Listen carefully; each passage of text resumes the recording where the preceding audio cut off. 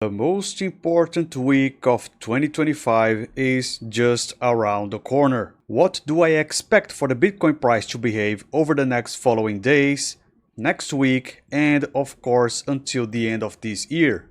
What on-chain data supports my analysis, as well as what is our macroeconomic situation that I'm basing my forecast.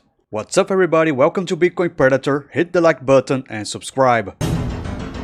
So since the beginning of September we have hit this order block right here on the Bitcoin, and then we went straight up during the first week of September.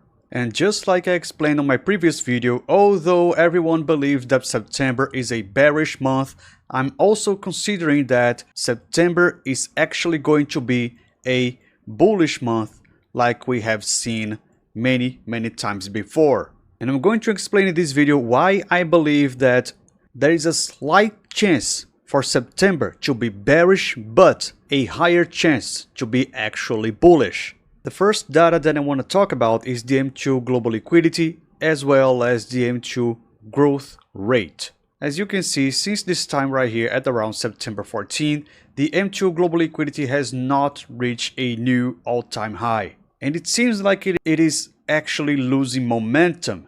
And this is important for us to know because as we get closer and closer to the end of the year, it means that we are getting closer to the peak of this bull run. But as important as the M2 global liquidity, we also have to pay attention to M2 growth rate. And as we can see, since June, it has been going down. And when the growth rate gets around 2 or 3, that's when I'm actually starting to get concerned that a reversal to a bearish context has actually started.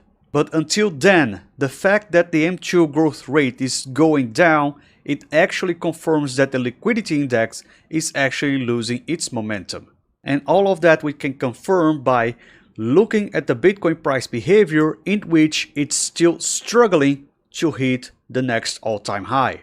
But this is just one set of data. I still believe that the price will reach new all-time highs pretty soon. And the first thing that I want to talk about here is that, just like I said on my two previous videos, the RSI has bounced twice at around the 38 level right here that we had in the past, 1 and 2, and after it crossed the moving average of the RSI, it tested once and continued its way up. And we had the same thing right now, in which the price now is going up. However, I believe that a low is on its way still in September before we continue to go bullish. From the daily cycle count, we had this first one right here on June 22nd. The next daily cycle low happened on September 1st. And right now we have set between September and October 20, the weekly cycle low window, and the next daily cycle low that's gonna happen between October 25 and November 6. And although we can see that the Bitcoin price has already reclaimed the 111,500 level right here on the white line, I still expect some pullback in the mid to short term before we continue to go bullish. The biggest question right now is how much of a pullback?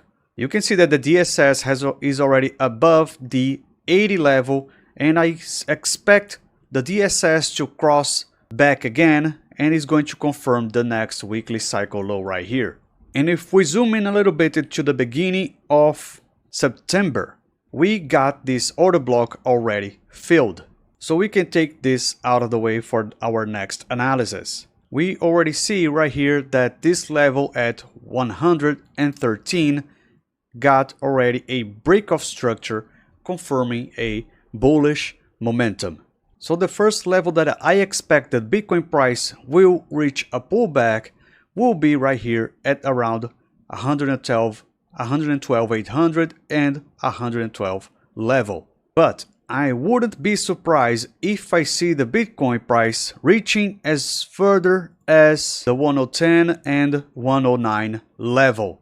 Perhaps even going this further with an aggressive liquidity sweep and then continue its way up. And this can also be confirmed on the liquidation heat map, you can see a lot of liquidation right here at the 112, 113 level, which matches my first order block right here, and the 109 level, which confirms my liquidity sweep at around this place right here. In addition to that, I think that the probability of the price to reach as further as the 107 and maybe a little bit down right here is quite unlikely, but still possible. And I'm going to explain you exactly why. The first important factor is the ETF inflow. Although we had a short drop of the ETF inflows and outflows at the beginning of September, right now we can see it is starting to rise back up, just like I mentioned on my previous video. The crypto fear and greed index already reached the fear level and right now is going back up, confirming that the bullish momentum is starting to get traction. And the entire market is already on a big expectation for a rate cut next week. Right now, as you can see right here, we are going to have the interest rate decision and the press conference. So until Wednesday, I believe the price will continue to drop. And with such a high expectation, I think there's going to be a lot of volatility. And most importantly, this is where the game is played. Next week, before the rate cuts decision, I'm going to publish a video getting into a deep dive of what I believe is going to be the context of the first rate cut. Because as you know, we have to take the context into consideration. Not every rate cut is going to be bullish. By the end of this video, I'm going to share with you the whole data set that I use in order to have an idea if the rate cut is going to be bullish or bearish. But here's why I believe that although rate cuts might be quite bullish, we still might get with a small percentage of chance a bearish September.